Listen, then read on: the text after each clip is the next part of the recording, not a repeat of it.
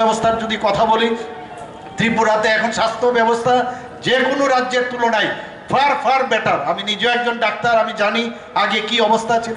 9টা super speciality এখানে start করেছে।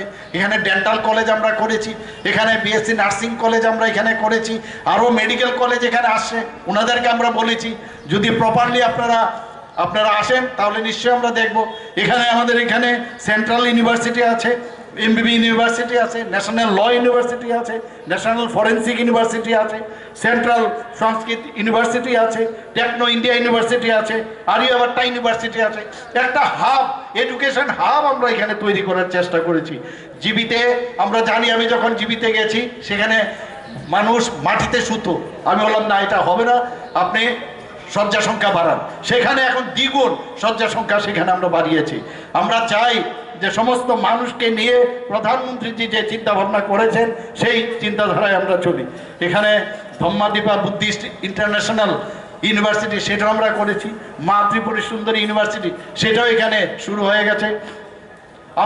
আমাদের সরকার এতদিন ধরে আমরা দেখতাম যে যারা জনজাতিদের নিয়ে অনেক সেই ক্রোকোডাইল টিয়ার আমরা দেখেছি, কিন্তু আমাদের সরকার আসার পর সেই ব্লু রিয়াং শরণার্থীদের যে কোয়াড্রিপার্টাইট যে আমাদের সমাধান আমরা করেছি আমাদের প্রাক্তন মুখ্যমন্ত্রীর হাত ধরে, সেটা কিন্তু একমাত্র আমাদের ভারতীয় জনতা পার্টির সরকার সেটা করেছে।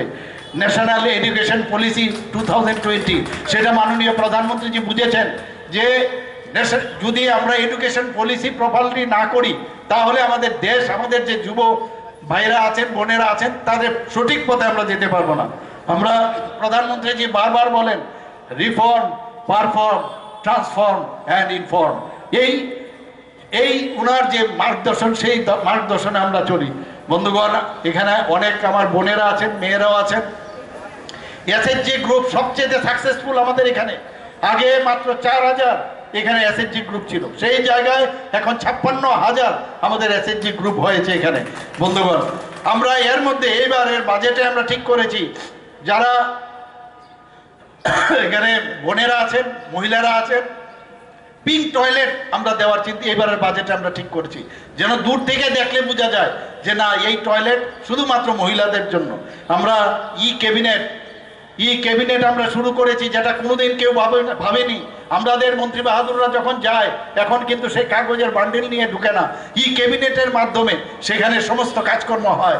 আমাদের ই স্টেট হয়ে গেছে, আমাদের সমস্ত ডিস্ট্রিক্টগুলো ই ডিস্ট্রিক্ট হয়ে গেছে, সাব ডিভিশনাল সেখানেও সাব ডিভিশনাল অফিস হয়ে গেছে, ব্লক পর্যন্ত। আমরা চাইছি যে ট্রান্সফর্ম যাতে করে ভালো করে কাজ করা যায়, তাড়াতাড়ি যেন কাজ করা যায়, ত্বরান্বিত করা যায় মানুষের সুবিধার জন্য, সেই কাজগুলো আমরা করেছি।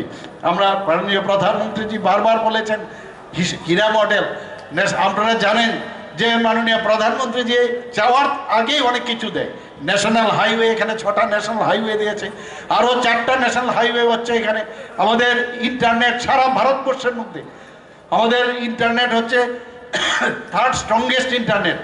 রেলওয়ে এখানে এত 20টা ডোমে যখন আমি বসি, ভারতবর্ষে অনেক জায়গায় এই ধরনের 20টা ডোম আমি দেখেছি, কিন্তু ত্রিপুরার মধ্যে বসে 20টা ডোমের মতো চারিদিক দেখা যায়। এত সুন্দর ট্রেন ত্রিপুরাতে হবে ভাবতে পারিনি। বন্দে ভারত সেটাও এখানে চলে আসবে। আমি কিছুদিন আগে মালদা থেকে হাওড়াতে এসেছিলাম বন্দে ভারতে। এখানে যে ইলেকট্রিফিকেশনের কাজ তার সার্ভেও হয়ে গেছে, সেটা হয়ে গেলে এখানেও বন্দে ভারত আসবে।